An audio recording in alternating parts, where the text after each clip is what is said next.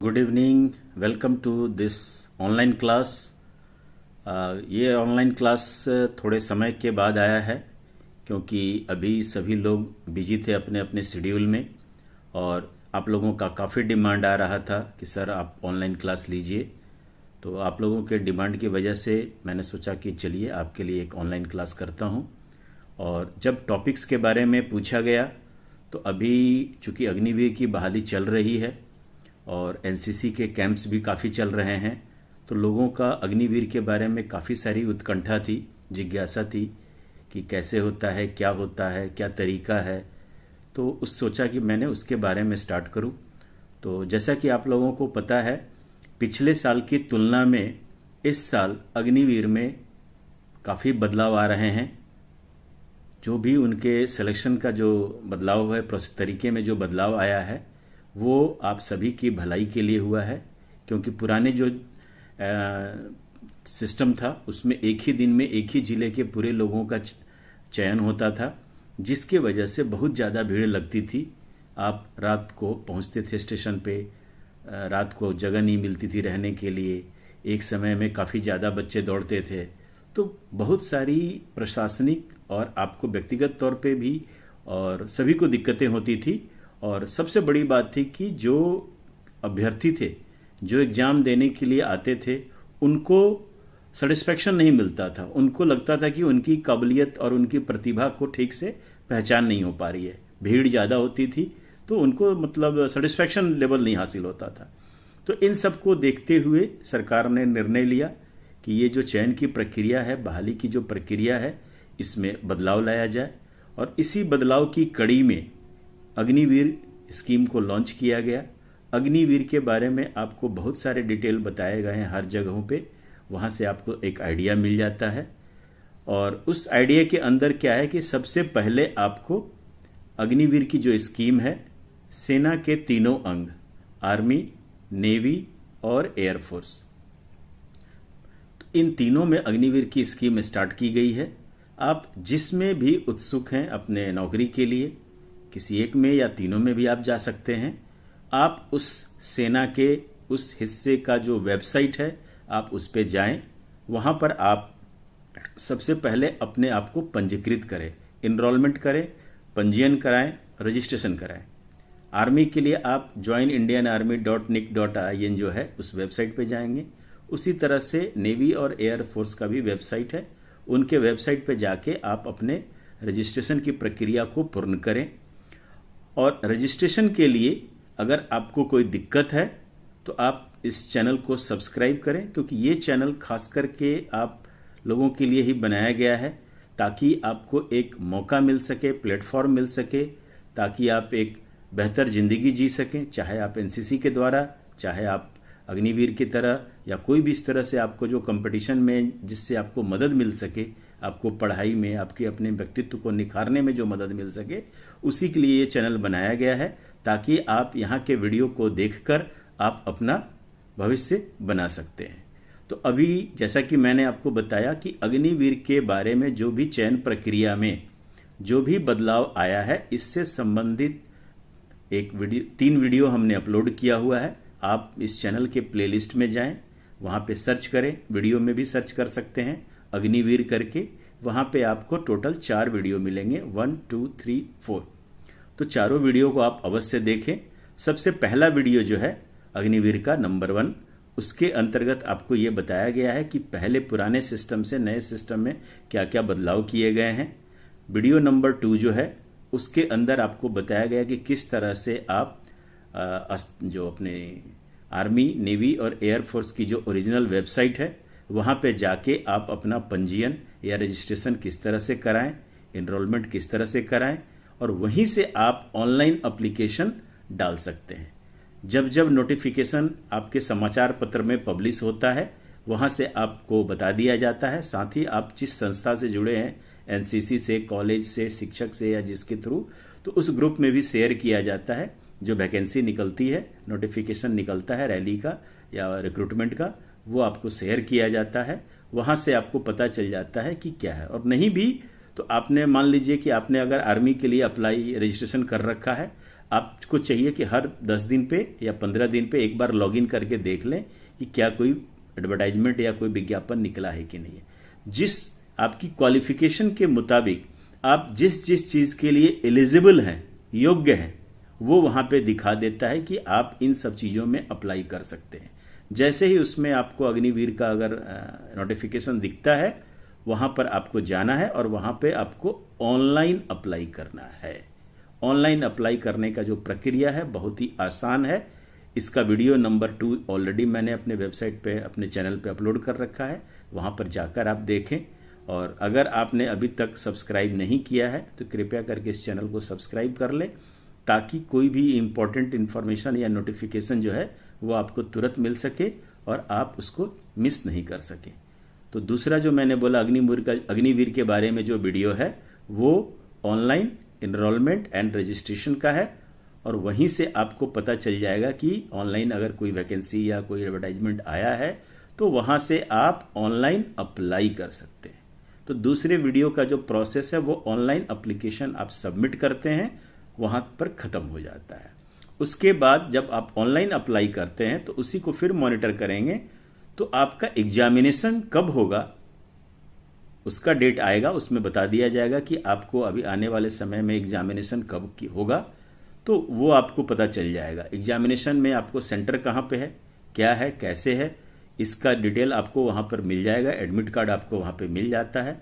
Admit card को आप download कर लें और उसके बाद अपने जो भी ज़रूरत के कागजात हैं वे सारे कागजात लेके आप एग्जामिनेशन सेंटर पे पहुँचे। एग्जामिनेशन सेंटर पे क्या क्या प्रक्रिया होती है, कैसे एग्जामिनेशन होता है, इसके बारे में भी आप अग्निवीर 3 का वीडियो है, इसका लिंक मैं आपको इस वीडियो में भी दे दूंगा, और इसके आखिर में डिस्क्रिप्शन में अगर आप जाएंगे तो मैं वहां पे भी लिंक दे दूंगा। वहां से देख के आप वहां पे देख सकते हैं कि किस तरह से आपको एग्जामिनेशन सेंटर पे जाना है और एग्जाम वाले दिन क्या क्या प्रक्रिया होगी। एंट्री से लेके एग्जामिनेशन खत्म होने तक सारी प्रक्रिया विस्तृत तरीके से वहां पे बताया गया है, वहां पर आप देख सकते हैं। उसके बाद ये जो 3 प्रक्रिया मैंने बताया, ये तीनों प्रक्रिया आपका खत्म हो जाता है। लेकिन उसके बाद भी आप लोगों का रिक्वेस्ट आया कि नहीं सर थोड़ा सा और आप डिटेल में बताएं, तो इसीलिए ये मैं अभी लेके आया हूं कि आप कैसे इस प्रक्रिया को आसानी से पार कर सकते हैं। तो जैसा कि आपकी जानकारी के लिए मैं बता दूं कि अग्निवीर स्कीम जो है गवर्नमेंट की जो योजना है, ये योजना खास करके आर्मी में, क्योंकि वहां पे ज़्यादा वैकेंसी है, तो मैं ये जो एपिसोड है आर्मी से संबंधित रखूंगा, उसी पे कवर करूंगा, क्योंकि इस पे ज़्यादा वैकेंसी है, ज़्यादा लोगों को इस पे मौका मिलेगा। तो जो अग्निवीर का जो स्कीम है वो आपको अभी जो मैं बताता हूं, जिस जिस पोस्ट के लिए उसी पोस्ट के लिए ये निकलते रहता है। तो इनमें जो सबसे पहला पोस्ट है वो है क्लर्क और एसकेटी। क्लर्क आपको पता है कि जो लिपिक होते हैं उनके लिए होता है, आर्मी में भी जो क्लर्क होते हैं उनका चयन होता है इस पद के लिए। और एसकेटी जो होता है उसका फुल फॉर्म होता है स्टोर कीपर टेक्निकल। जैसा कि आपको पता है कि आर्मी के अंदर बहुत सारे साजो सामान होते हैं, उनका स्टोर होता है, उनको एक व्यवस्थित तरीके से रखना होता है, एक इस तरह से रखना होता है कि आपको कम से कम समय में तुरंत वो सामान मुहैया कराया जा सके। तो इसलिए एक इम्पॉर्टेंट अपॉइंटमेंट है, एक इम्पॉर्टेंट ओहदा है स्टोर कीपर टेक्निकल, इसको हम शॉर्ट में एसकेटी बोलते हैं। तो जो सबसे पहला आपका जो एक टाइप ऑफ एंट्री है वो है अग्निवीर, क्लर्क एंड एसकेटी। इसके बाद जो दूसरा आपका वैकेंसी है वो है अग्निवीर टेक्निकल। अग्निवीर जो टेक्निकल होता है, इसके अंतर्गत जैसा कि आपको पता है कि आर्मी के अंदर बहुत सारे साजो सामान, मशीन्स, उपकरण जो है यूज किए जाते हैं, इनको रिपेयर करना होता है, इनको लड़ाई के लिए मैदान में फिट रखना होता है। तो इन सब के लिए जो है आपको अग्निवीर टेक्निकल की एक एंट्री होती है, वो एक डिफरेंट एंट्री है। इसके बाद आता है हमारा तीसरा एंट्री जो है अग्निवीर टेक्निकल एनए। एनए का फुल फॉर्म है नर्सिंग असिस्टेंट। तो तीसरा जो मैंने बोला टेक्निकल एनए, इसमें भी 2 हैं, एक नर्सिंग असिस्टेंट जो आदमी के लिए होता है और दूसरा जो नर्सिंग असिस्टेंट होता है वेटनरी, जो मवेशी या जानवर होते हैं, जैसे खच्चर हो गए या मिलिट्री फॉर्म के पहले गाय वगैरह होती हैं या डॉग्स होते हैं, तो इन सब के लिए भी आर्मी में नर्सिंग असिस्टेंट होता है। तो जो आपका तीसरा जो वैरायटी है वो है टेक्निकल NA और टेक्निकल NA वेट, वेट मतलब वेटनरी। उसके बाद हम आते हैं चौथा जो है वो अग्निवीर GD, GD जो शॉर्ट में बोलते हैं, इसका फुल फॉर्म है जनरल ड्यूटी। जो सामान्य सैनिक होते हैं उनको हम GD बोलते हैं, जनरल ड्यूटी वाले। ये आपके जो हो गए चौथा आपका कैटेगरी हो गया। तो ये मोटा मोटी जो है आपके ये 4 कैटेगरी हैं जो सिपाही के लेवल के हैं और इन सब का अग्निवीर स्कीम है। इनके अलावा भी, इसके अलावा 3 और स्कीम है जो अग्निवीर के अंदर आता है, वो है एक ट्रेड्समैन। तो ट्रेड्समैन के अंदर जो अग्निवीर है उसमें भी 2 कैटेगरी है। कुछ ट्रेड्समैन हैं जिनके लिए 8वीं पास की अर्हता है, क्वालिफिकेशन जिनके लिए 8वीं पास है। कुछ ट्रेड्समैन हैं जिनके लिए क्वालिफिकेशन की जो रिक्वायरमेंट है वो है 10th पास। और इसके बाद सबसे आखिरी में आता है अग्निवीर GD, जो सिर्फ महिलाओं के लिए, लड़कियों के लिए, फीमेल के लिए है, जो जनरल ड्यूटी के नाम से जाना जाता है। Agniveer GD women military police. जैसा कि आपको पता है कि आर्मी में एक सेना पुलिस होती है जो आपको लाल रंग की टोपियां पहनती है पुलिस की तरह, तो उसमें महिलाओं के लिए भी एक एंट्री जो है वो एक Agniveer GD general duty women military police में जाती है, वो भी एक एंट्री है। तो इस तरह से आप देख सकते हैं कि आपको 4 नॉर्मल कैटेगरी में है और 2 ट्रेड्समैन की कैटेगरी में है और एक गर्ल्स के लिए अलग से GD की ट्रेनिंग है। तो इस तरह से मैंने बताया कि ये सारे अग्निवीर के पार्ट्स हैं। इसमें आप अग्निवीर के अंदर आप जा सकते हैं, जाके आप उसको उसमें एग्जाम में अपीयर हो सकते हैं। नॉलेज, जय हिंद, बहुत अच्छी बात है कि आपने ज्वाइन कर रखा है। तो जैसा कि आप लोगों ने जानना चाहा है तो मैं इसीलिए ये डिटेल में आपके लिए लेके आया हूं। तो अब आपको मैं यहाँ पे बताऊंगा कि किस तरह से जो है आप अग्निवीर का एग्जामिनेशन देंगे।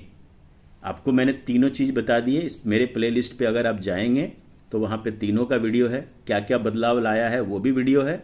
उसके बाद ऑनलाइन कैसे आपको इनरोलमेंट करना है, अपने आप को पंजीयन कैसे कराना है और ऑनलाइन एप्लीकेशन के लिए अप्लाई कैसे करना है वो भी दूसरा वीडियो बता दिया है। तीसरा वीडियो जो है वो है आपके एग्जामिनेशन सेंटर के बारे में, कि एग्जामिनेशन सेंटर पे अगर आप जाएंगे तो वहां पे कैसे कैसे पूरी प्रक्रिया होगी उसके बारे में है। अब आज जो है हम उसी का जो अगला स्टेप है कि अगर आप में से जैसे ज्यादातर लोग जो हैं क्लर्क और SKT के लिए अप्लाई करते हैं, तो आज मैं आपको क्लर्क और SKT के बारे में थोड़े डिटेल में बताऊंगा। उम्मीद है कि आप बने रहेंगे और आपको इससे फायदा होगा। इसके अंतर्गत आपको मैं क्या क्या सिलेबस होगा, क्या क्या मार्किंग होगा, क्या क्या चीजें आपको ध्यान देना है, इन सब के बारे में मैं डिटेल से बताऊंगा, जिससे कि आपको फायदा होगा। सर्वजीत, जय हिंद। तो आप बने रहें और आप अगर किसी वजह से इस चैनल को अभी तक सब्सक्राइब नहीं किया है तो आप इसको सब्सक्राइब करें, क्योंकि सब्सक्राइब करने से फायदा ये है कि आप ऑनलाइन क्लास में चैट बॉक्स में आप अपना रियल टाइम में आप अपने प्रश्नों का उत्तर पा सकते हैं। और अगर आप सब्सक्राइब नहीं करेंगे तो आप उस जो बोलते हैं ना ऑनलाइन और इंस्टेंट जो है आपको एडवाइस से आप वंचित रह जाएंगे। तो अगर आपको इस चैनल के कंटेंट अच्छे लगते हैं तो आप इसको सब्सक्राइब करें। और दूसरा, इस चैनल के जितने भी वीडियोज हैं वे आपके नॉलेज के लिए बनाए गए हैं, तो इसको बिना स्किप किए पूरा देखें, सुने, तभी जाके आपको फायदा होगा। तो अब हम सीधा चलते हैं अग्निवीर जो है, अग्निवीर के अंतर्गत जो सबसे ज्यादा फेमस, सबसे ज्यादा जो हिट आपकी कैटेगरी है, जिसको आप क्लर्क या SKT, स्टोर कीपर टेक्निकल जो बोलते हैं, वो है, उसके बारे में मैं आपको अभी कवर करने जा रहा हूं। तो अभी मैं सबसे पहले आपको उसके एक लेआउट बताना चाहता हूं कि कैसे आप, किस तरह से आप उस एग्जाम को हैंडल करना है, उस एग्जाम के लिए क्या क्या रिक्वायरमेंट आएगी, कैसे हम करेंगे ताकि हम बेहतर से बेहतर करेंगे। यहां पर मैं ये बता देना चाहूंगा कि अग्निवीर की जो ऑनलाइन एग्जामिनेशन है, इसको CEE बोलते हैं, कॉमन एंट्रेंस एग्जामिनेशन। ये एग्जामिनेशन आपको बाइलिंगुअल है, 2 भाषाओं में होता है। जो पहली भाषा है वो इंग्लिश है, दूसरी भाषा हिंदी है। तो यहां पर आप अग्निवीर के एग्जाम में आप हिंदी और अंग्रेजी जो भी है दोनों भाषाओं में आप इसमें अपीयर हो सकते हैं। सर्वजीत सर, 20 सर्टिफिकेट का एग्जाम कब होगी? ऐसा है कि NCC के जो एग्जामिनेशन है वो सब आपको जनवरी के आखिरी में, मतलब फरवरी से लेके मार्च के बीच में होते हैं। आप अगर इस चैनल पे नए हैं तो कोई बात नहीं, आप इसमें जाएं। पुराने वीडियो, आज अभी महीना आपका चल रहा है, अभी अगस्त शुरू हो चुका है, आप पिछले साल नहीं, इसी 2023 में जनवरी के बाद जितने वीडियो अपलोड हुए हैं उनको एक बार देखें। उनमें मैंने आपको डिटेल से कवर किया हुआ है कि कब एग्जाम कब होगा, क्या होगा, कितने दिन बाद रिजल्ट आएगा, किस तरह के प्रश्न पूछे जाएंगे, क्या क्या वेटेज है, कहाँ पढ़ना चाहिए, क्या नहीं पढ़ना चाहिए, किस तरह से एग्जाम की तैयारी करनी है। जैसा कि आपके प्रश्न से लग रहा है कि आप बी सर्टिफिकेट के हैं, मतलब आप सीनियर डिवीजन के या सीनियर विंग के हैं, तो इसके लिए आप जाइए उस मेरे चैनल पे और वहां पे आपको प्ले लिस्ट है एनसीसी एग्जाम। उस एग्जाम के प्ले लिस्ट में जाके आप चूंकि सीनियर डिवीजन के हैं या सीनियर विंग के हैं, तो सीनियर डिवीजन विंग की तैयारी कैसे करनी है पहले उस वीडियो को देखें, फिर उसके बाद धीरे धीरे सारे वीडियो को देखेंगे तो आपको पता चल जाएगा कि कब एग्जाम होगा, कैसे एग्जाम होगा, पैटर्न क्या होगा, किस टॉपिक से कितने नंबर के प्रश्न पूछे जाएंगे, किस तरह से रिजल्ट आएगा, रिजल्ट में आपको क्या ध्यान रखना है, वो सारा चीज वहां पे मिल जाएगा। यहाँ पे मैं आपको अभी अग्निवीर के बारे में बता रहा हूं और अग्निवीर में खास करके जो सबसे फेमस, जो सबसे युवाओं में जिसका क्रेज है, क्लर्क एसकेटी बोले तो स्टोर कीपर टेक्निकल, इसके बारे में डिटेल बता रहा हूं, आप बने रहें। अभी मैं आपको बता रहा हूं इसके प्रश्नों के बारे में कि कैसे कैसे क्या क्या चीजें इसमें कवर होती हैं। तो अभी मैं अपना स्क्रीन शेयर कर रहा हूं, आप अभी जो मैंने आपको बताया था कि जो अग्निवीर के अंतर्गत जो सबसे ज्यादा फेमस कैटेगरी है वो कैटेगरी है आपका अग्निवीर क्लर्क एसकेटी। तो आज का जो ये वीडियो है ये क्लर्क एसकेटी के ऊपर मैं कवर करने वाला हूं। सरजीत सर बहुत दिनों बाद लाइव आए हैं। हाँ, इसलिए आया था मैं क्योंकि अभी काफ़ी दिनों से कोई रिक्वेस्ट नहीं था, तो आप लोग बिजी थे अपने अपने एकेडमिक्स के अंतर्गत, अपने स्कूल कॉलेज की पढ़ाई में, इस वजह से नहीं आ पाया था। तो अभी जैसा आप लोगों का रिक्वेस्ट आएगा, आप लोगों का रिस्पॉन्स आएगा, उसी हिसाब से मैं ऑनलाइन आता रहता हूँ। तो आज का जो ऑनलाइन का कार्यक्रम है वो है आपके अग्निवीर के बारे में बताना कि अभी जैसा कि अगर ये वीडियो मैंने स्टार्ट क्लास किया था 8 बजे, थोड़ा सा तकनीकी बाधा के कारण इसमें व्यवधान आ गया था, तो मैं दोबारा अभी इसको ऑनलाइन लाने की कोशिश किया। तो उम्मीद है कि धीरे धीरे सारे लोग आ जाएंगे यहाँ पे। तब तक मैं एक ब्रीफ में रिकैप कर देता हूँ। अग्निवीर के अंदर बहुत सारी एंट्रियां होती हैं जो इस प्रकार से हैं। सबसे पहला और इम्पोर्टेंट और जो फेमस और जो बच्चों में सबसे लोकप्रिय एंट्री है वो है अग्निवीर क्लर्क और स्टोर कीपर टेक्निकल, जिसको शॉर्ट में हम एसकेटी बोलते हैं। इसका दूसरा जो है अग्निवीर टेक्निकल है, जिससे आप तकनीकी एक्सपर्ट बनते हैं, आप टेक्नीशियन बनते हैं, आप तो आप तकनीकी क्षेत्र में आप जाते हैं आर्मी के अंतर्गत। उसके अलावा दूसरा है अग्निवीर टेक्निकल नर्सिंग असिस्टेंट, उसमें भी 2 हैं, एक आदमी के लिए और एक है वेटरनरी, उसको वेट बोलते हैं, NA vet, nursing assistant veterinary. उसके बाद आता है next Agniveer GD general duty, जो आपके सैनिक होते हैं नॉर्मल, जो लड़ाई लड़ते हैं, वो आपके जीडी के अंतर्गत आ जाते हैं। उसके बाद 2 एंट्री आपकी अग्निवीर की ट्रेड्समैन में है। ट्रेड्समैन जो होता है उसके अंतर्गत जो ये 2 कैटेगरी है, एक 8वीं के बाद है और एक 10वीं के बाद है। इसके अलावा जो सबसे आखिरी में जो अग्निवीर की कैटेगरी है जनरल ड्यूटी में ही है, लेकिन वो एक्सक्लूसिव गर्ल्स के लिए है, जो कि आपने देखा होगा सेना पुलिस जो होती है, जो लाल रंग की टोपी पहनती है, उसमें अब सरकार ने महिलाओं के लिए भी, लड़कियों के लिए भी अलाउ कर दिया है। वो Agniveer GD women military police के कैटेगरी में आती है। तो इस तरह से मैंने अग्निवीर की सारी कैटेगरी आपको बता दिया। इनमें से खास करके लड़कों के लिए जो सबसे फेमस कैटेगरी है, जो सबसे ज्यादा लोकप्रिय है, जिसका क्रेज है लोगों में, वो है अग्निवीर क्लर्क एसकेटी। तो आज का जो मेरा क्लास है वो उसी के ऊपर है कि क्या होता है, कैसे एग्जाम होता है। अगर अभी तक आप मेरे चैनल पे नहीं सब्सक्राइब किए हुए हैं तो कृपया करके सब्सक्राइब करें और लाइक बटन दबाएं, और अगर आपको अच्छा लगता है तो आप दूसरों से शेयर करें ताकि हर किसी को इसके बारे में पता चल सके और वो इससे ज़्यादा से ज़्यादा फायदा उठा सकें। तो अभी आप अग्निवीर के बारे में मैंने बता दिया कि क्या क्या बदलाव आया हुआ है। इसका वीडियो मेरे चैनल पे अपलोड है, प्ले लिस्ट एनसीसी एग्जाम में जाएं या वीडियो के अंदर आप सर्च करेंगे अग्निवीर करके तो 4 वीडियो आपको मिलेंगे, जिसमें से पहला वीडियो जो है क्या क्या तब्दीली पुराने सिस्टम में हुआ है उसके बारे में दिया हुआ है। दूसरे में आपको कैसे आर्मी, नेवी, एयर फोर्स के वेबसाइट पे जाके आपको इनरोल कैसे होना है और ऑनलाइन अप्लाई कैसे करना है, इसके बारे में विस्तृत विवरण दिया गया है। और तीसरा जो है एग्जामिनेशन वाले दिन जब आपका एग्जामिनेशन सेंटर पे आप जाते हैं तो कैसे कैसे क्या क्या प्रोसेस होता है, वो तीसरा वीडियो है। तो इस तरह से चौथा जो है वो इनकी पूरी की समरी है। तो इस तरह से अगर आप चारों वीडियो देख लें तो आपको बिल्कुल करीब करीब 80% तक आपके डाउट क्लियर हो जाएंगे। ये जो वीडियो लाया हूं मैं खास करके क्लर्क और एसकेटी के लिए लाया हूं, क्योंकि लोगों ने फर्दर डिटेल में जानने की कोशिश की, क्योंकि ये कैटेगरी जो है क्लर्क एसकेटी की जो कैटेगरी है बहुत ही फेमस है कैडेट्स के अंतर्गत या आम बच्चों के बीच में ये काफ़ी फेमस है। तो मैंने सोचा कि चलो क्यों नहीं आपको इसके बारे में बताया जाए कि कैसे इसकी तैयारी करनी है। जैसा कि आपको पता है कि अभी ऑनलाइन एग्जामिनेशन सबके लिए मैंडेटरी हो चुका है। जब आप ऑनलाइन एग्जामिनेशन देंगे तो आपको पता होना चाहिए, और अगर आपको ये सबसे जो आकर्षित करने वाला जो कैटेगरी है क्लर्क एसकेटी के लिए अगर आप एग्जाम दे रहे हैं तो आपको पता होना चाहिए कि इस एग्जामिनेशन में क्या पूछे जाएंगे, कितने नंबर के पूछे जाएंगे, क्या डिफिकल्टीज होगी, किस लेवल के प्रश्न पूछे जाएंगे, या हर आदमी के अपनी अपनी काबिलियत के मुताबिक कैसे इसका तोड़ निकालेंगे। तो ये सब जानने के लिए आप बने रहें। और उसी कैटेगरी में अभी हम सबसे पहले कवर करते हैं सिलेबस फॉर सोल्जर क्लर्क एसकेटी। ये जो है सोल्जर क्लर्क जो है क्लर्क और एसकेटी कैटेगरी की सिलेबस क्या होगा। तो जैसा कि मैंने बताया ऑनलाइन एग्जामिनेशन होगा, सारे प्रश्न पत्र ऑब्जेक्टिव होंगे।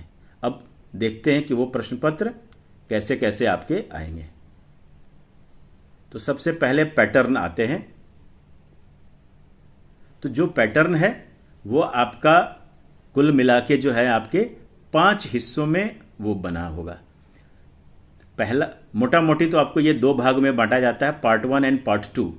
पार्ट 1 एंड पार्ट 2 का मतलब ये है कि पार्ट 1 तकरीबन सब में कॉमन होता है, पार्ट 2 अलग अलग कैटेगरी के हिसाब से वो चेंजेज होता है। जैसा कि मैंने बताया कि ये कैटेगरी आपका क्लर्क और एसकेटी का है, तो पार्ट 2 में उसी से संबंधित एक पेपर आ गया है।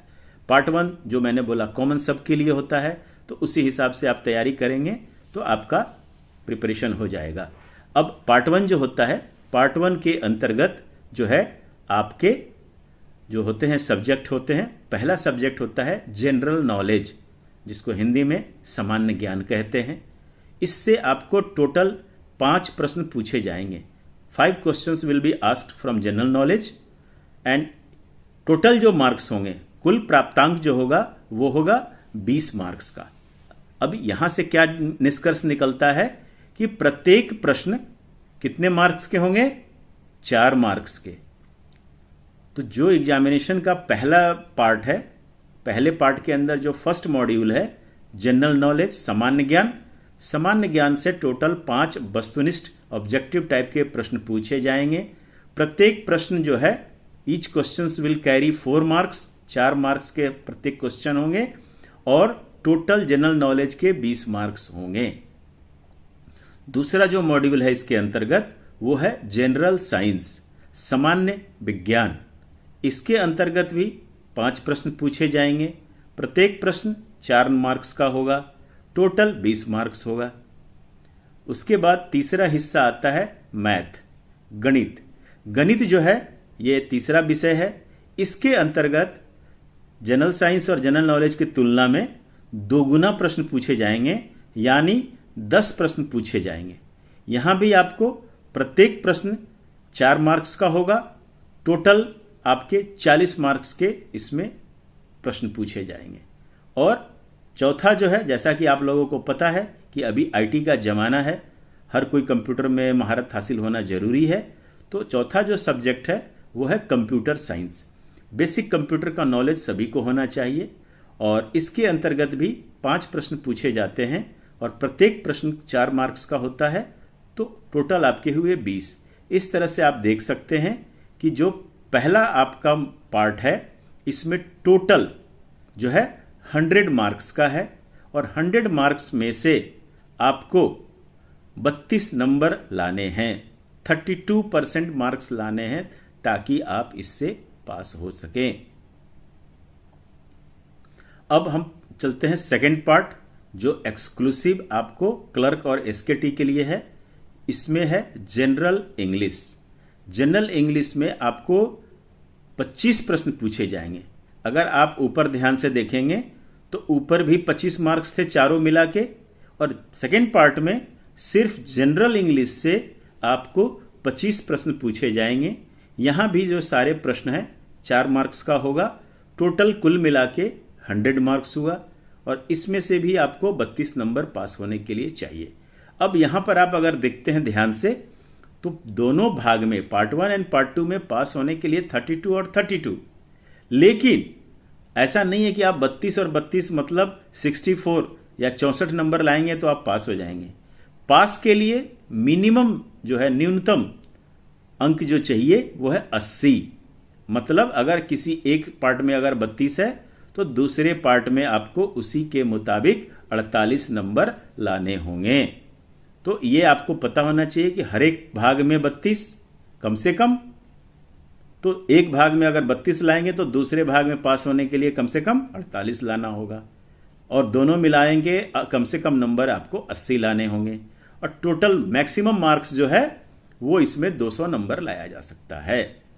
तो ये चीज है। यहां पे मैं एक चीज और बताना चाहूंगा, जैसा कि मैंने अभी अभी बताया कि ये जो कॉमन एंट्रेंस एग्जामिनेशन होगा ये बाइलिंगुअल होगा, द्विभाषा में होगा, और ये जो दोनों भाषा है वो है इंग्लिश और हिंदी।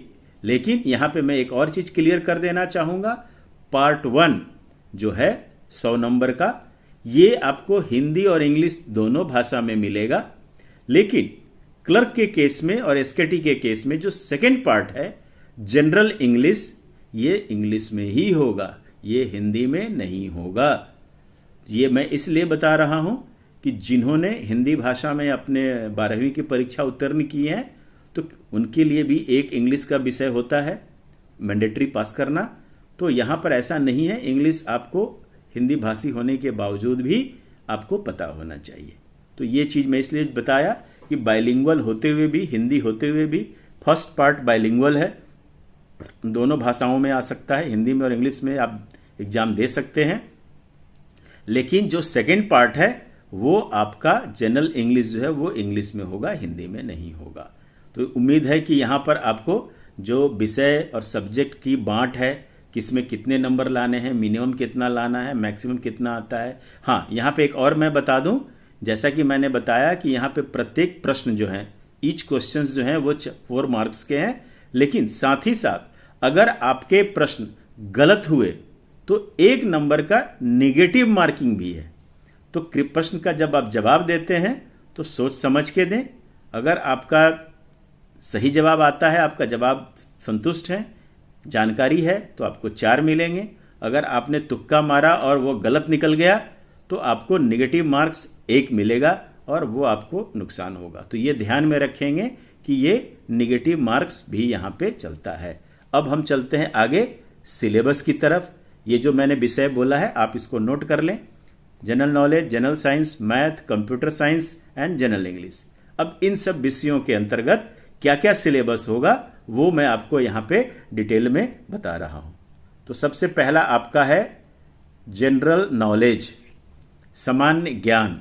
सामान्य ज्ञान के अंतर्गत जो सबसे पहला है एब्रिविएशन नेशनल एंड इंटरनेशनल, जो आपके शॉर्ट फॉर्म यूज किए जाते हैं उसी, जैसा भी मैंने आपको बोला एसकेटी, एसकेटी मतलब स्टोर कीपर टेक्निकल। तो इस तरह के एब्रिविएशन आपको पूछे जा सकते हैं, जिसमें राष्ट्रीय भी हो सकते हैं, अंतर्राष्ट्रीय भी हो सकते हैं। उसके बाद दूसरा स्पोर्ट्स के ऊपर आ सकता है क्वेश्चन। स्पोर्ट्स भी आपके नेशनल और इंटरनेशनल, राष्ट्रीय और अंतर्राष्ट्रीय स्तर के खेलों के बारे में पूछा जा सकता है। उसके बाद अगला है जनरल नॉलेज के अंतर्गत अवार्ड एंड प्राइजेस। जो भी अवार्ड और प्राइजेस दिए जाते हैं सरकार के द्वारा या किसी महत्वपूर्ण संस्था के द्वारा, उसके बारे में पूछा जा सकता है। इसमें आपको national award, gallantry award, Nobel prize, ये सब हो सकते हैं। इसके अलावा जो हिस्ट्री है, इतिहास है, उससे भी कुछ महत्वपूर्ण चीजें जनरल नॉलेज में पूछी जा सकती है, जैसे इंपॉर्टेंट डेट्स, किस साल क्या हुआ था, कौन सी लड़ाई कब लड़ी गई थी। भारत की लड़ाई भी हो सकती है, भारत के इतिहास से भी हो सकता है और विश्व के इतिहास से भी हो सकता है। जैसे विश्व युद्ध कब हुआ था, प्रथम विश्व युद्ध, द्वितीय विश्व युद्ध कब हुआ था। इसके साथ साथ कोई भी भारतीय इतिहास के अंतर्गत या भारत की जो स्वतंत्रता संग्राम का जो मूवमेंट हुआ था या जो भी विकास का जो चरण चला था, इसमें कोई इतिहास का कोई एक लैंडमार्क अगर घटना घटी है, उस घटना के बारे में भी पूछा जा सकता है। इसके बाद हम पहुंचते हैं अगले विषय की तरफ। जो अगला इसमें सामान्य ज्ञान के अंतर्गत है वो ज्योग्राफी के बारे में पूछा जा सकता है। इस ज्योग्राफी के अंतर्गत, भूगोल शास्त्र के अंतर्गत आपको solar space exploration, solar system के बारे में पूछा जा सकता है। जैसे अभी आपको पता होगा कि चंद्रयान-3 का जो है आपका लॉन्च किया गया था, तो ये पूछा जा सकता है कि अभी कौन से सैटेलाइट को लॉन्च किया गया, कौन सा कहाँ पे लॉन्च किया गया, उसका नंबर क्या था, किस तिथि को किया गया था, उसका क्या उद्देश्य है, उसके मॉड्यूल कितने हो सकते हैं। इसकी भी अगर आपको जानकारी चाहिए, हमारे वीडियो पे एक चैनल हमने डिटेल में कवर किया है और उसमें आपको सारा डिटेल चंद्रयान के बारे में मिल जाएगा। तो सोलर सिस्टम के बारे में, स्पेस एक्सप्लोरेशन, जो भी आपका जो अंतरिक्ष है, अंतरिक्ष के अंतर्गत जो भी हम खोज करते हैं उसके बारे में पूछा जा सकता है। आपके अपने अर्थ जमीन के बारे में पूछा जा सकता है, पहाड़ों के बारे में पूछा जा सकता है, चोटियों के बारे में पूछा जा सकता है, डेजर्ट रेगिस्तान के बारे में पूछा जा सकता है, नदियों के बारे में, झील के बारे में, और जो आपके वाटरफॉल हैं, जलप्रपात, उनके बारे में पूछा जा सकता है। और ज्योग्राफी में सबसे ऊंचा, सबसे बड़ा, सबसे लंबा क्या है, ये सब चीज़ें भी पूछी जा सकती है। इसके साथ साथ जो टर्मिनोलॉजी, जो शब्दावली का इस्तेमाल किया जाता है, वो भी पूछा जा सकता है। वो शब्दावली आपका ज्योग्राफिकल भी हो सकता है, आर्थिक शब्दावली हो सकता है, एस्ट्रोनॉमिकल जो है आपका वो भी हो सकता है, लीगल टर्म्स भी हो सकता है और अन्य टर्म भी हो सकता है। तो इस तरह से जो भी सामान्य बोलचाल में जो शब्द ज़्यादा प्रचलित है उनके बारे में भी पूछा जा सकता है। उसके अलावा जो है आपको इंडियन आर्म्ड फोर्सेस के बारे में पूछा जा सकता है, भारतीय शहर के बारे में, राज्य के बारे में, यूनियन टेरिटरी के बारे में पूछा जा सकता है। बिंदास, जय हिंद, जय हिंद, बिंदास। तो ये जिससे मैं बता रहा हूं कि सामान्य ज्ञान के अंतर्गत वो क्या क्या पूछ सकते हैं।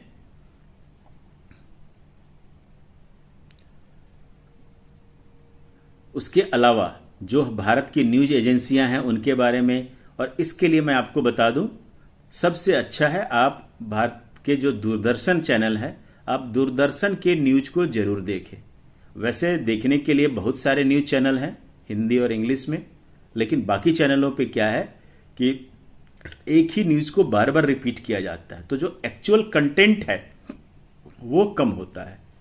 तो मैं इसलिए बोल रहा हूं कि दूरदर्शन के न्यूज को देखें, क्योंकि दूरदर्शन का जो न्यूज होता है वो एक ऑल इन वन पैकेज होता है। उसमें देश के, विदेश के, खेल के, मतलब हर तरह के न्यूज का समावेशन होता है। और जैसा कि पता है हम सभी को वक्त कम है, तो इस वजह से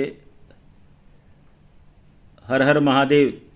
तो इस तरह से आप अगर दूरदर्शन देखेंगे तो आपको ज़्यादा फायदा होगा। और अगर आप ज़्यादा डिटेल में जानना चाहते हैं तो हमारा एक और दूरदर्शन का चैनल है, संसद, लोकसभा या राज्यसभा का एक चैनल है, उस पर कोई चर्चा अगर आती है तो वहाँ पे आपको उस टॉपिक से संबंधित आपको डिटेल में वहाँ देखने को मिलता है। तो ये दो जो चैनल्स हैं, टीवी चैनल्स, मैं बोलूँगा कि आप उसको अवश्य देखें। और अगर अंतर्राष्ट्रीय न्यूज में ज़्यादा इंटरेस्ट रखते हैं तो डीडी का एक और न्यूज चैनल है, डीडी इंडिया, जो आपका ग्लोबल चैनल है, उस पर देखें तो आपको विदेशों से संबंधित समाचार वहाँ मिलेंगे। तो इस तरह से मैंने आपको ये बता दिया कि किस चैनल पे कहाँ कहाँ अच्छा जानकारी आपको मिल सकता है, कम समय में आपको ज़्यादा सूचनाएं मिल सकती हैं। इसके अलावा कॉन्टिनेंट एंड सब कॉन्टिनेंट, जो भी हमारे महादेश हैं उनके बारे में पूछा जा सकता है। इन्वेंशन एंड डिस्कवरी, जो भी आविष्कार हुए, अनुसंधान हुआ है, उनके बारे में पूछा जा सकता है। एनसीसी के एंट्रेंस एग्जाम में क्या आएगा? बिंदास, ये आप बताएं कि एनसीसी के कौन से एंट्रेंस एग्जाम की बात कर रही हैं, एनसीसी के एडमिशन की या ए, बी और सी सर्टिफिकेट की? तो आप अभी क्लैरिफाई करें कि आपका जो प्रश्न है एनसीसी के एंट्रेंस एग्जाम का क्या मतलब है, कि आप अभी एंट्री करने वाली हैं, एनसीसी को ज्वाइन करने वाली हैं, उसके बारे में पूछ रही हैं, या ए, बी और सी सर्टिफिकेट के बारे में पूछ रही हैं? तो थोड़ा सा अगर वो आप बता दें तो मैं उसी हिसाब से आपको उस पर दे सकता हूं डिटेल्स। उसके बाद सामान्य ज्ञान के अंतर्गत जो है आपका अगला जो है वो है इन्वायरमेंट के बारे में। एडमिशन में देखिए, एनसीसी का जो एडमिशन होता है उसके लिए जो भी एग्जामिनेशन होते हैं, ये एग्जामिनेशन आपके एक बौद्धिक स्तर जो होता है, आईक्यू जो होता है, उसको टेस्ट करने के लिए होता है। तो उसमें जो अभी मैं आपको ये दिखा रहा था, अभी जो मैं कवर कर रहा हूं, general knowledge, general science, math, इस तरह की चीजें ही ज्यादा पूछी जाती हैं। उसमें आप ये मत सोचें कि आपको एनसीसी के बारे में ज्यादा पूछा जाएगा। मोटा मोटी 2-4 प्रश्न हो सकते हैं, लेकिन वो ये सिर्फ देखने के लिए कि आप में अवेयरनेस कैसा है, आपका जनरल नॉलेज कैसा है, आपका आईक्यू कैसा है। तो कोई विशेष ज्यादा उसके लिए नहीं होता है। आप जैसा मैं बता रहा हूं अभी, जो जनरल नॉलेज के बारे में जो मैं बता रहा हूं, अगर आप उसको फॉलो करें तो आपको अलग से कुछ विशेष पढ़ाई करने की जरूरत नहीं है। हाँ, थोड़ा सा अगर आप एनसीसी के बारे में जानना चाहते हैं तो एनसीसी के लिए आपने चैनल को सब्सक्राइब कर रखा है, तो एक प्लेलिस्ट में जाएं। प्लेलिस्ट में एनसीसी एग्जाम है। एनसीसी एग्जाम के अंतर्गत आप जब सर्च करेंगे एनसीसी करके, तो N1 और N2, खास करके N1 को आप एक बार देख लें।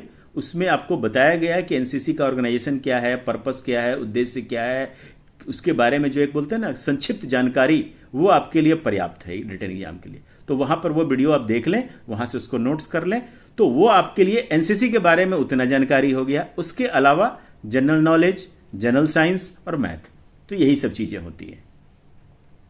बहुत से चैनल के ऊपर आपको बताया जाएगा कि ड्रिल के 2 स्टेप के बीच का डिस्टेंस कितना होता है। तो ये एनसीसी का एंट्रेंस एग्जाम का प्रश्न नहीं है, ये प्रश्न आपके ABC सर्टिफिकेट के हैं। एनसीसी का मतलब मोटा मोटी आपको पता होना चाहिए कि एनसीसी क्या होता है, उद्देश्य क्या है, पर्पस क्या है, किस लिए एनसीसी बनाया गया, कब बनाया गया, कितने डायरेक्टरेट है। तो ये सब थोड़ा बहुत प्रीमिलरी जिसको बोलते हैं, सरसरी तौर पे आपको पता होना चाहिए। और वो सारा आपको वीडियो में कवर है। N1 करके एक कोड मिलेगा आपको, N1 कोड करके सर्च करें और वो आप एक वीडियो पूरा देख लें। तो उम्मीद है कि बिंदास आपको डाउट क्लियर हो गया होगा। उसके अलावा जो अभी मैं कवर कर रहा हूं, ये सब चीजें भी पढ़ें, तो ये दोनों मिला लेंगे तो आपका एनसीसी एंट्रेंस में आपका एग्जाम क्लियर हो जाएगा। लेकिन एग्जाम के साथ साथ फिजिकली फिट भी एक बहुत बड़ी क्राइटेरिया होती है। तो आपका शारीरिक जो बनावट है वो फिट होना चाहिए, क्योंकि एनसीसी में फिजिकल एक्टिविटी ज़्यादा होता है। तो जो शारीरिक तौर पे स्वस्थ हैं, मजबूत हैं, वो उसको अच्छे से कर पाएंगे, तो उनको बेनिफिट होगा। अगर आप स्वस्थ नहीं हैं तो आपके लिए फिर एनसीसी नहीं है। तो उम्मीद है कि आपका ये प्रश्न क्लियर हो गया होगा। एनसीसी एग्जाम में क्या आएगा बता दिया आपको मैंने। B सर्टिफिकेट एडमिशन में रनिंग में टाइम लिमिट होता है कि नहीं? 1 मिनट, आपने अभी फिर लिख दिया B सर्टिफिकेट। तो B सर्टिफिकेट में एडमिशन, चाहे A सर्टिफिकेट में एडमिशन ले रही हैं, सीनियर डिवीजन या जूनियर डिवीजन, तो जो मैंने अभी बताया वही क्राइटेरिया है। आप N1 देख लें। रनिंग के अंदर टाइम का क्राइटेरिया कोई नहीं है। अगर आपके कॉलेज इंस्टीट्यूट में मान लो 10, 15, 20, 50 लड़कियां हैं, सबको दौड़ाया जाएगा। जो ज़्यादा कम समय में दूरी को तय करेंगी, ऊपर से लिया जाएगा। अगर आपके कॉलेज की वैकेंसी, आप चूंकि सीनियर डिवीजन में हैं, तो आपके यहाँ कम से कम मैं मानता हूं कि एक कंपनी होगा। कंपनी अगर होगा तो आपकी स्ट्रेंथ होगी टोटल 160, तो एडमिशन जो होगा वो 53 या 54 होगा। तो मोटा मोटी आप मान के चलो कि 55 बच्चों का सिलेक्शन होगा। अब 55 में जैसा कि आपका कॉल साइन है बिंदास लड़की, तो मैं मान रहा हूं कि आप लड़की हैं, तो अब 53 या 54 मानते हैं, तो 54 में 33% से 30% के बीच में लड़कियां होंगी, तो वो तकरीबन आपका 15 से 17 आता है। अब सोच लीजिए कि आपको अपने स्कूल या कॉलेज के सभी लड़कियों में से टॉप 15 में आना है। 15, तो 15 लड़कियों में अगर आप आती हैं तो आपका चयन हो जाएगा। तो उम्मीद है कि आपको क्लियर हो गया होगा। सर, सीतामढ़ी में एनसीसी एनरोलमेंट क्यों ब्रेक लगा दिया गया है? कोई ब्रेक नहीं लगाया गया है। एनरोलमेंट चालू होगा और हर जगह अपने अपने शेड्यूल के मुताबिक होगा। हर स्कूल में, हर इंस्टीट्यूट में एडमिशन होगा। वो एडमिशन कब होगा, आगे पीछे डेट हो सकता है, लेकिन कहीं पर ब्रेक और ये एक्सेलेटर नहीं लगता है। हर स्कूल कॉलेज में एडमिशन होगा, तो ऐसी कोई बात नहीं है। और जैसा कि जिस स्कूल की आप बात कर रहे हैं, तो आपको जानकारी के लिए बता दूं कि अभी जो वार्षिक सालाना जो कैंप है, वो कैंप का ऑर्गेनाइजेशन होने जा रहा है, और वो कैंप आपका कैंप की जो एक्टिविटी है वो 6 तारीख से शुरू हो जाएगी। तो नेचुरली जब 6 तारीख से शुरू होगी तो उसकी तैयारी करनी पड़ती है, तो उसमें सारे लोग बिजी रहते हैं।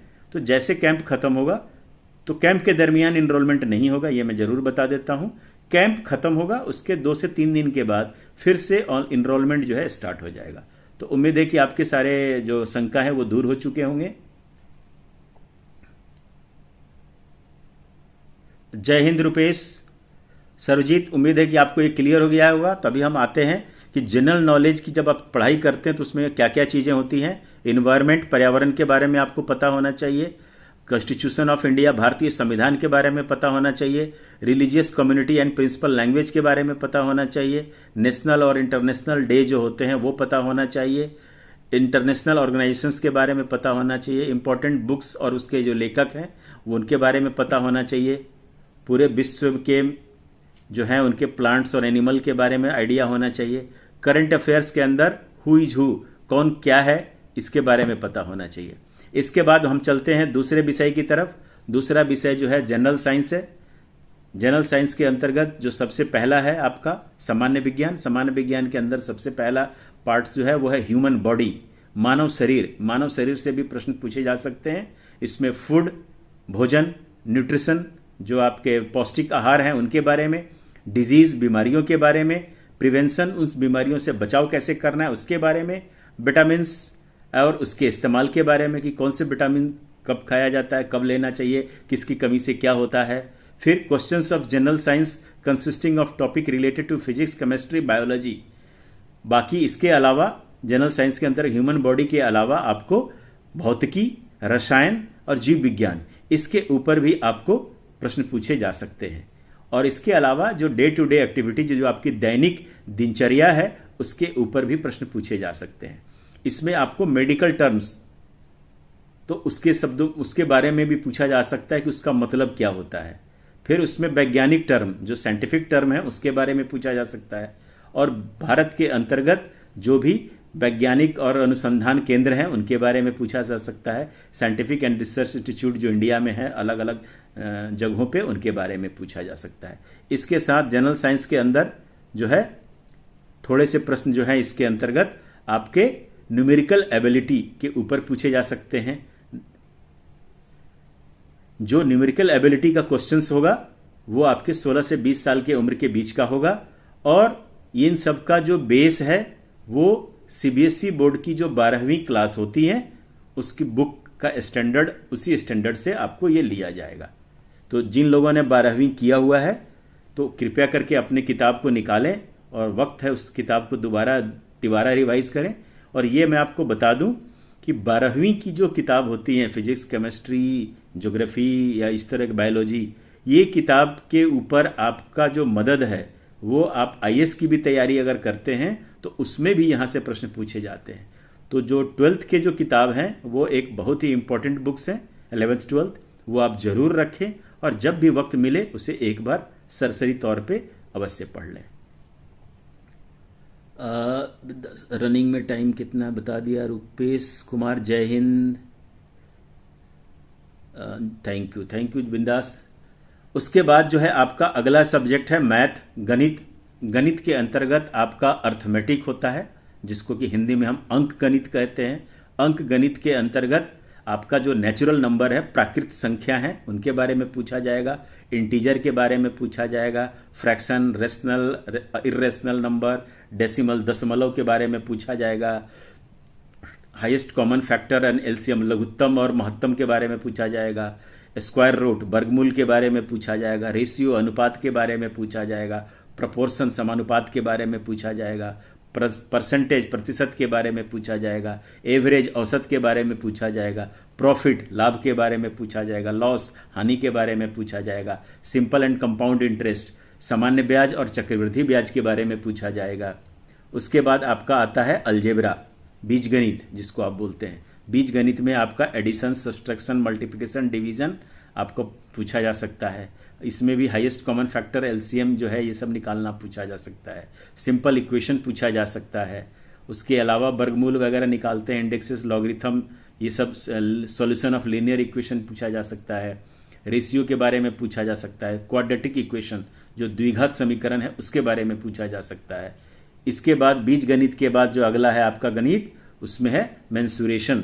मेंसुरेशन जो है उसके अंतर्गत आपको एरिया, वॉल्यूम जो है आपका, चाहे वो सर्कल हो, सेक्टर हो, सेगमेंट हो, स्क्वायर हो, वॉल्यूम हो, क्यूबॉइड हो, सिलेंडर हो, स्फेयर हो, तो इन सब का भी पूछा जा सकता है। इसके बाद आपका अगला आता है ट्रिग्नोमेट्री, त्रिकोणमिति। त्रिकोणमिति में भी आपका पूछा जा सकता है, तो वो आपको पता होना चाहिए।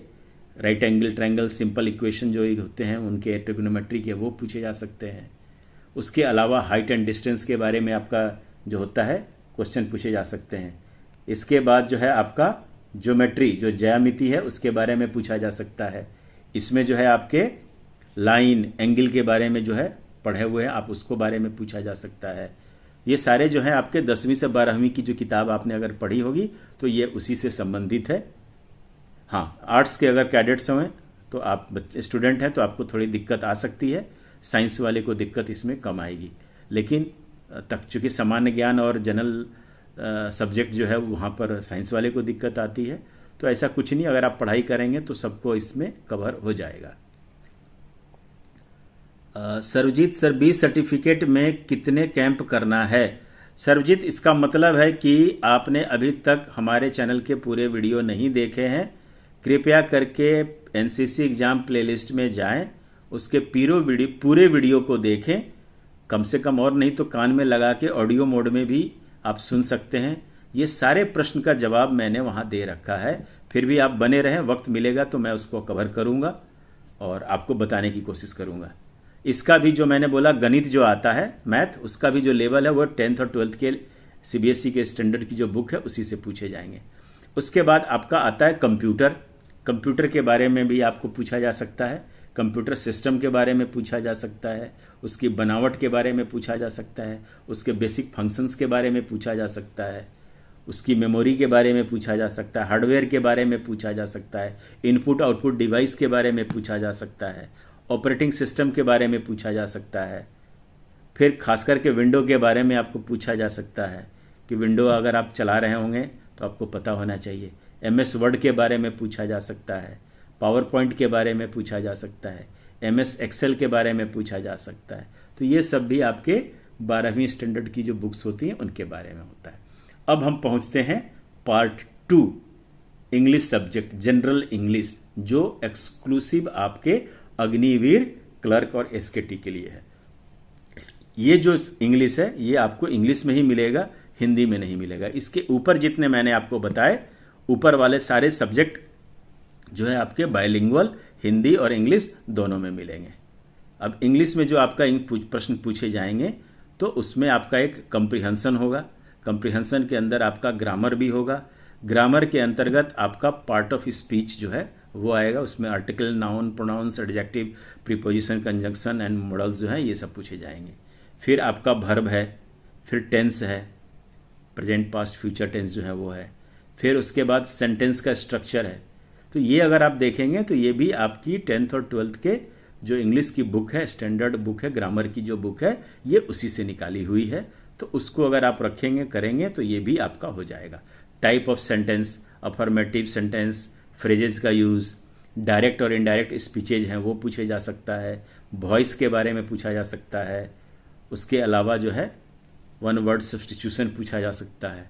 तो इस तरह से आपने देखा कि इंग्लिश का भी जो स्टैंडर्ड है वो सीबीएसई की बुक के ऊपर आधारित है और उसी से प्रश्न पूछे जाएंगे। इस तरह से आपने देखा कि किस तरह से जो अग्निवीर, क्लर्क, एसकेटी का जो एग्जामिनेशन होगा, कितने नंबर के प्रश्न पूछे जाएंगे, कौन कौन से विषय होंगे उसमें, उनका सिलेबस क्या है, उनके मार्क्स कितने होंगे, हर क्वेश्चन कितने मार्क्स का होगा, सही होगा तो कितने मार्क्स मिलेंगे, गलत होगा तो कितने मार्क्स कटेंगे, और किस हिस्से में कितना कम से कम लाना है, पास होने के लिए कितना जरूरी है एग्रीगेट, और टोटल मार्क्स कितने हैं, मैक्सिमम मार्क्स कितने हैं। तो उम्मीद है कि ये सब चीज़ें आपको अभी स्पष्ट हो गया होगा। अगर ये सब चीज़ें आपको स्पष्ट हो गया तो अगला कदम होता है कि एग्जामिनेशन वाले दिन आप एग्जामिनेशन कैसे देंगे, उसका एक मैं मॉक प्रैक्टिस या जो सैंपल है वो आपको मैं दिखा रहा हूँ। मैं उसका वीडियो शेयर करूँगा और उसके साथ साथ मैं उसको आपको एक्सप्लेन भी करता जाऊँगा, तो आप बने रहें। तो अभी वीडियो आपको मैं स्टार्ट कर रहा हूँ।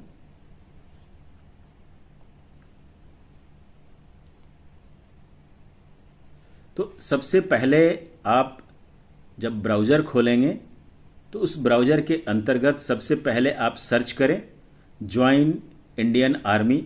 तो आपको इंडियन आर्मी का जो ओरिजिनल वेबसाइट है वो आपको मिल जाएगा। जैसे अभी आप देख रहे हैं हमने उसको किया।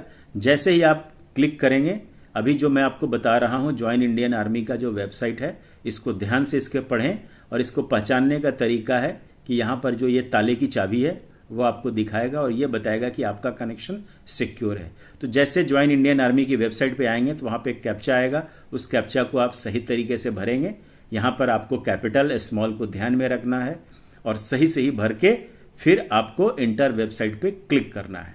ये जो अभी मैं आपको बता रहा हूँ किस तरह से आप आने वाले एग्जामिनेशन की प्रैक्टिस करेंगे, मॉक टेस्ट करेंगे, उसके लिए बता रहा हूँ। ये लोकेशन आएगा, लोकेशन ऑन कर देना है। उसके बाद मीनू में जब आप जाएंगे होम अबाउट इंडियन आर्मी करते हुए आपको एक अग्निपथ करके मिलेगा। इसमें सबसे नीचे जब आएंगे तो आपको यहाँ पे एक प्रैक्टिकल टेस्ट का मिलेगा कॉलम। यहाँ पर आप प्रैक्टिकल टेस्ट को बटन दबाएंगे तो ये आपको इस वेबसाइट से एक दूसरी वेबसाइट पे चेंज करेगा। ये नॉर्मल है, बिना चिंता कि आप यस दबाएंगे, घबराएं नहीं, ये आपको उसी का पार्ट है। क्योंकि ये जो मॉक टेस्ट है ये एक थर्ड पार्टी को आउटसोर्स किया हुआ है, तो इसीलिए ये जो है आपको एक अलग वेबसाइट के ऊपर लेके गया हुआ है। अब जब ये जाएंगे तो ये वेबसाइट खुलेगा Indian army computer based test. तो इसमें क्या है कि आपका ये टेस्टिंग होगा। यहाँ पर जो भी इंस्ट्रक्शन लिखा हुआ है उसको ध्यान से पढ़ ले, ठीक है। तो जब इंस्ट्रक्शन को आप पढ़ लेते हैं तो यहाँ पर एक आपको जो कैटेगरी मैंने बोला, clerk, एसकेटी, technical nursing assistant, GD, soldier, tradesman 10th पास, जीडी, तो जो भी कैटेगरी है वो आप ड्रॉप डाउन मेनू से जाके सेलेक्ट कर लें। अभी हम आपको सेलेक्ट करेंगे क्लर्क, स्टोर कीपर, टेक्निकल। तो ये मैं आपको दिखा रहा हूं कि अग्निवीर के अंतर्गत किस किस कैटेगरी में आपको अग्निवीर स्कीम जो है वो आपको लागू है। Agniveer clerk SKT, Agniveer technical nursing assistant और nursing assistant veterinary, Agniveer GD general duty, Agniveer tradesman 8th pass, Agniveer tradesman 10th pass, Agniveer GD women's military police. तो ये सारी कैटेगरीज हैं। अभी इस बार आपको मैं क्लर्क एसकेटी कैटेगरी को सेलेक्ट करके उसके बारे में डिटेल में बताऊंगा। तो उम्मीद है कि आपको वॉइस मिल रहा होगा, कोई दिक्कत नहीं आ रही होगी। अब जब आपने सेलेक्ट कर लिया अग्निवीर क्लर्क कब, तो उसके बाद ओके क्लिक करेंगे तो ये आपको फिर एक नए वेबसाइट के ऊपर ले जाएगा।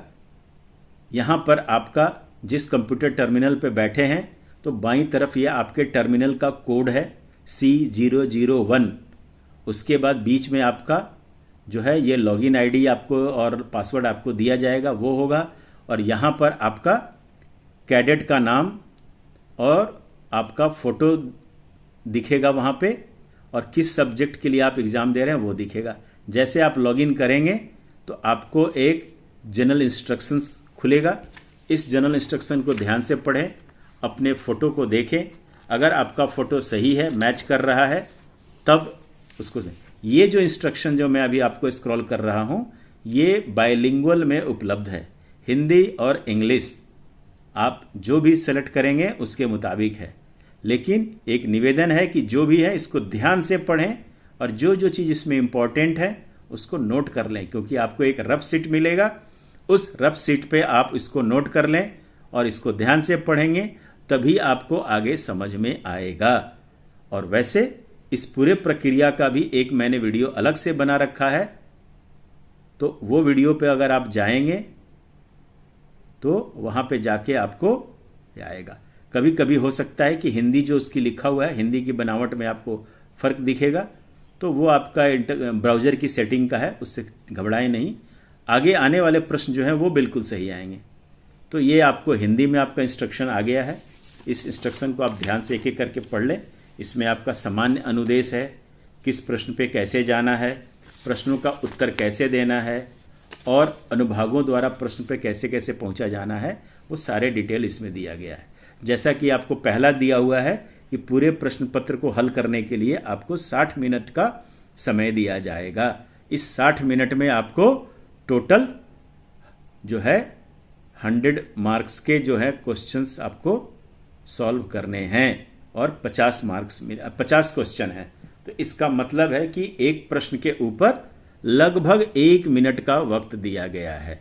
अगर 1 मिनट बोलेंगे तो 50 प्रश्न है तो 50 मिनट, 10 मिनट आपको रिव्यू करने के लिए होता है। तो ये आप अपने हाथ से घड़ी लेके रखें, जैसे आपको दिखे ज़्यादा टाइम लग रहा है तो आप अगले प्रश्न पे चले जाएं, क्योंकि एक ही प्रश्न पे ऐसा ना हो कि एक ही प्रश्न को हल करने में आपने 10 मिनट लगा दिया तो पता चला 9 प्रश्न आपको छूट जाएंगे।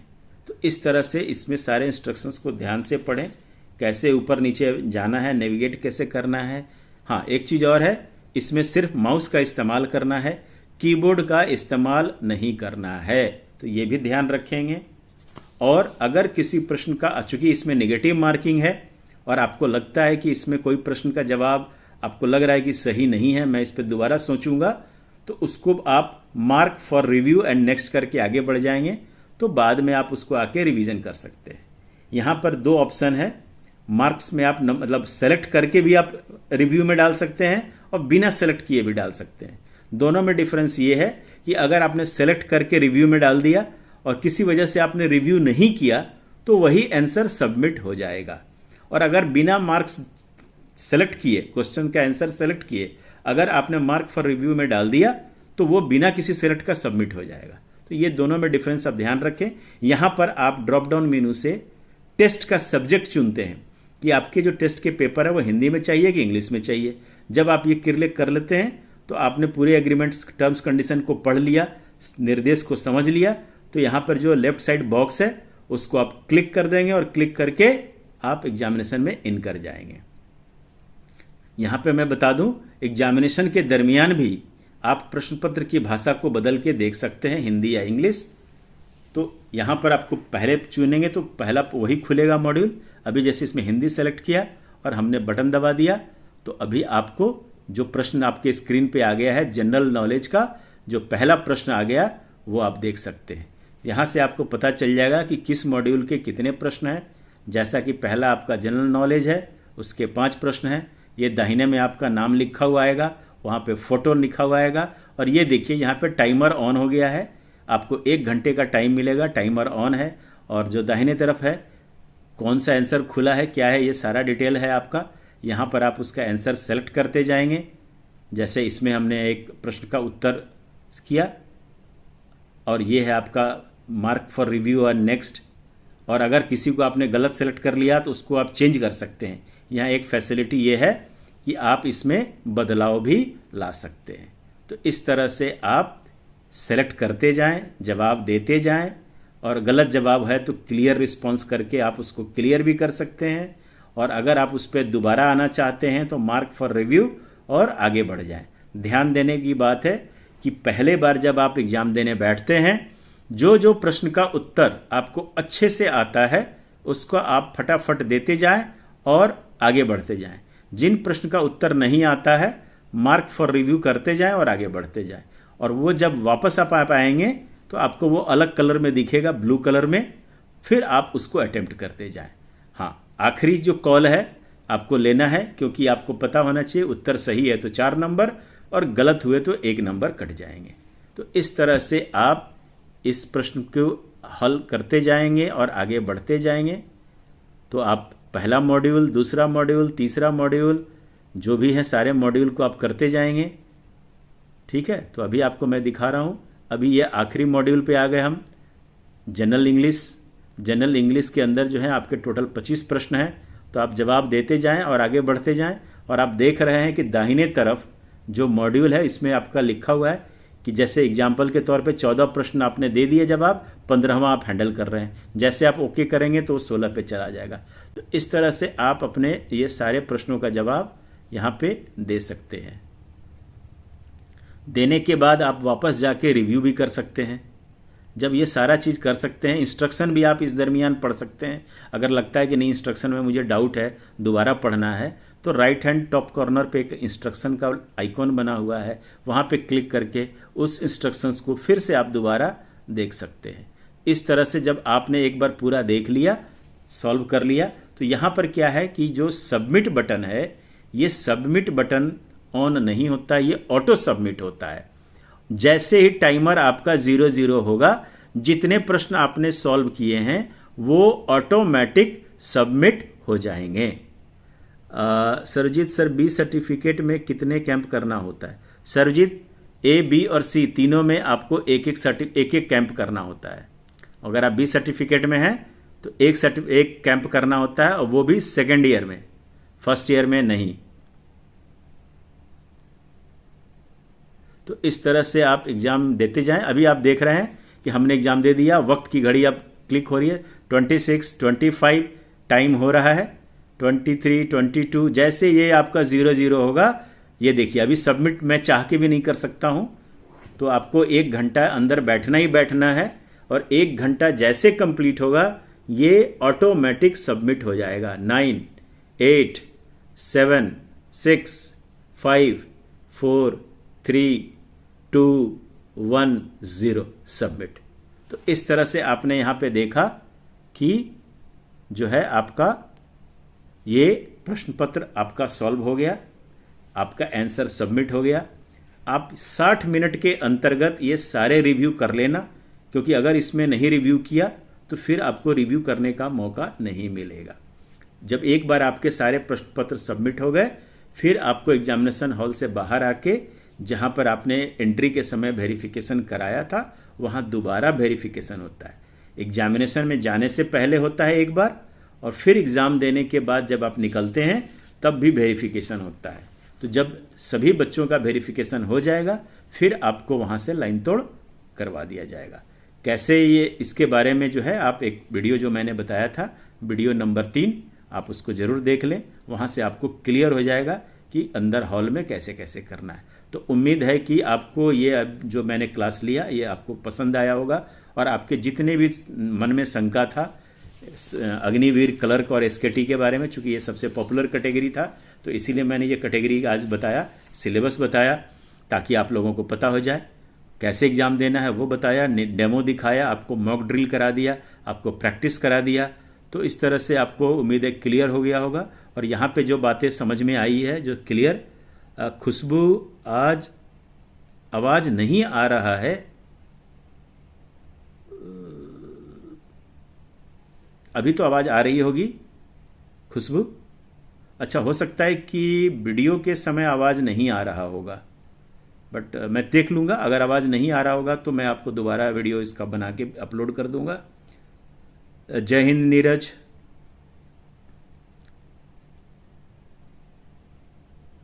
तो इस तरह से इस क्लास में हमने देखा कि किस तरह से अग्निवीर की तैयारी करनी है, क्या क्या करना है। अग्निवीर के अंदर जो सबसे फेमस और प्रचलित आपका एंट्री है क्लर्क एसकेटी, उसके बारे में बताया, उसके प्रश्न पत्र का एक मॉक डेमो मैंने आपको दिया है, सिलेबस के बारे में बताया। तो उम्मीद है कि आपको इससे फ़ायदा पहुंचा होगा।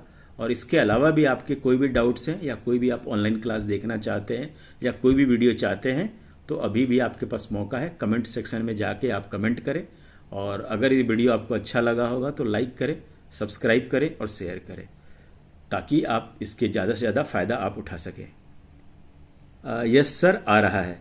चलो, अच्छी बात है कि आप वीडियो आ रहा है। हो सकता है कि वीडियो जब चल रहा होगा तो उस समय नहीं आ रहा होगा, मैं देख लूँगा। अभी जब ये सेशन ख़त्म होगा तो वहाँ से क्लियर हो जाएगा। तो उम्मीद है कि आपको इन सब से फ़ायदा हुआ होगा, और आप अपने जो भी विचार हैं आप इस कमेंट सेक्शन में डाल सकते हैं। आपकी रिक्वायरमेंट क्या है, आपको किस चीज़ पे वीडियो चाहिए, क्योंकि मकसद है इस चैनल का कि आपको हेल्प करें, आपको मदद करें, ताकि आप अपने ज़िंदगी में बेहतर से बेहतर प्रदर्शन कर सकें। और आप अगर अच्छा करेंगे तो हमें भी अच्छा लगेगा। एक रिक्वेस्ट है कि जितने भी पुराने वीडियोज़ हैं कृपया करके आप उसको पूरा देखें, क्योंकि जब तक आप पूरा नहीं देखेंगे आपके डाउट क्लियर नहीं होंगे।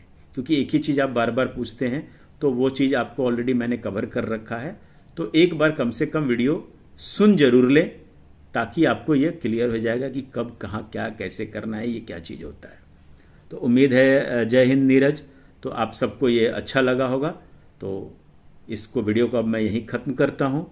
सर मेरा 20 सर्टिफिकेट का रिजल्ट में पापा का नाम RK बैडली रहा बदल हो गया है सर, प्लीज़ प्रॉब्लम का सॉल्यूशन कीजिए।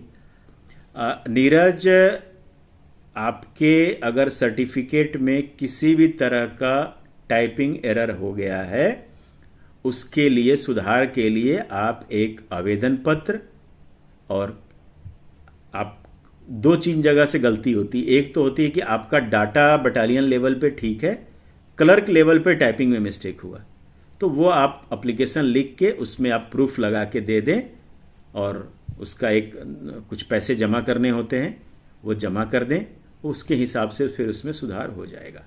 तो ऐसा कोई बहुत बड़ी दिक्कत नहीं है। आप अपने एएनओ से संपर्क करें, एएनओ को सभी पता है। अगर मान लीजिए एएनओ से आपको इसका समाधान नहीं मिलता है तो आप कोऑर्डिनेटर से बात करें, और मैं आपको बता रहा हूं कि जो भी आपकी समस्या है उस समस्या को एप्लीकेशन आवेदन पत्र बनाएं, आवेदन पत्र में विस्तृत डिटेल में लिखें, और लिख के ओरिजिनल अपने सर्टिफिकेट को लेके आए बटालियन में, सबमिट करें, और फिर उसके मुताबिक आपका उसमें बदलाव हो जाएगा। नीरज, आप उम्मीद है कि आपका मैंने बता दिया, आपके ये क्लियर हो गया होंगे, तो आप उसी के मुताबिक कार्रवाई करें। अगर कहीं कोई दिक्कत आती है तो आप ट्रेनिंग जेसीओ से मिल सकते हैं, क्लर्क से मिल सकते हैं, ट्रेनिंग क्लर्क से, वो आपको बता देगा, गाइड कर देगा कि कैसे क्या क्या करना है। तो कोई दिक्कत नहीं है, आप बेहिचक आएँ, एएनओ से एप्लीकेशन को फॉरवर्ड करा लेंगे, रिकमेंड करवा लेंगे, और बटालियन से संपर्क करें। आपका जो भी उसमें त्रुटि है उसका सुधार हो जाएगा। और अगर किसी का कोई प्रश्न नहीं आता है तो अब मैं इस क्लास को यहीं ख़त्म करता हूं, और जिन लोगों ने बाद में इसको ज्वाइन किया तो कृपया करके इसको स्क्रॉल करके दोबारा देख लें, क्योंकि ये वीडियो मेरे चैनल पे हमेशा अवेलेबल रहेगा।